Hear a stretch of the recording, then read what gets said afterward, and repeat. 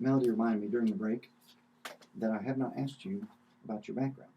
So would you take a moment to tell us about who you are, about your family, and about my criminal background? No, not your criminal background. We'll talk about that on the next show.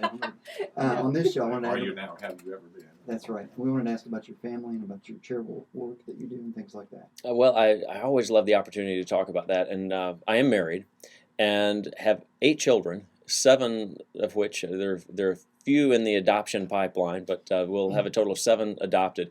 And I'm a big proponent of adopting children, being a foster care home. And people who have any inkling of, I might be interested in this, call DHS, Department of Human Services. There are children who need a home, a good home, while they're in state custody. And the program to go through it is very simple.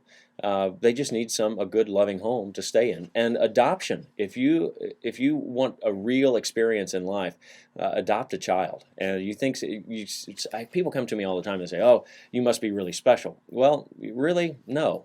It's can you love a child that comes into your home? And it's a really rewarding thing. If you don't have time for adoption, get involved with CASA, Court-Appointed Special Advocates. That's tulsacasa.org. And that is speaking for a child in court. And if you could imagine being in state's custody, I mean, I'm intimidated by court. Right. What would a child feel like? The direction of their life is changing. The judge has to make decisions based on a limited amount of information, and they depend on volunteers who are sanctioned by the court to say, I've talked to the teacher, I've talked to the parents and the foster parents and the child. This is what I think is best for the child. And judges like CASA volunteers because they're bringing a human perspective to all this paperwork. TulsaCasa.org. And on the educational front, junior achievement.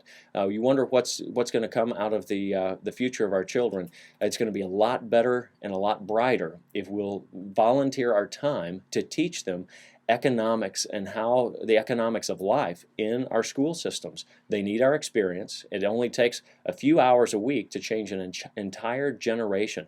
And the Junior Achievement organization is looking for all kinds of volunteers. Well, and that's right, Darryl. And, you know, Steve has probably done this. I don't know if you know this, but Steve was a police officer at one time with Tulsa Police also.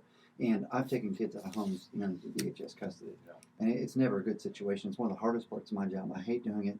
Only do it when I have to. And I think any police officer feels that way. I'll tell you what, I was in shootings and chases and all the exciting stuff, but I will tell you the most heartbreaking thing I ever did was have to take a child out of somebody's arms and turn them over to the state. It almost haunted me. Actually. Right, and because we know they're not going to a better place necessarily with DHS. We know that it's not, I mean, it is a better place than being in their home usually, but it's not in terms of being a foster home. There are two things that can happen. They can be taken out of a very traumatic circumstance, in which case they need to be in someplace better than a shelter, and you could be that loving home. There are other times when we've taken children that belonged back with their families, and there was nothing greater than to see that family say, I'm so glad you were a foster parent to take care of my child until I got it back. Well, and I can tell you that when the police get involved and we're taking a child out of a home, it has to be pretty dire circumstances, because we don't just walk in and grab kids out of homes.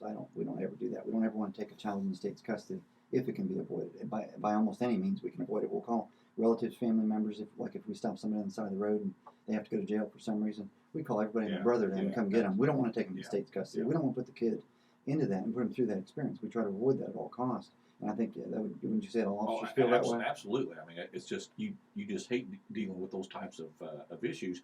One, because it's sad at the moment. Right. From a long-term standpoint, when I was a policeman, I didn't want kids being afraid of me.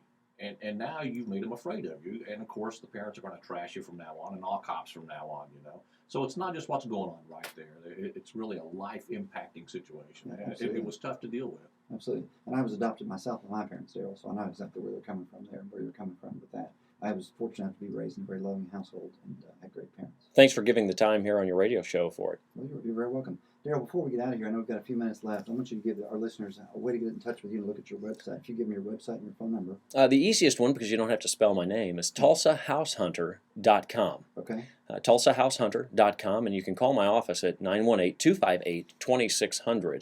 Extension 0 will get you to the buyer specialist on call. I'll take calls this afternoon, but 258-2600.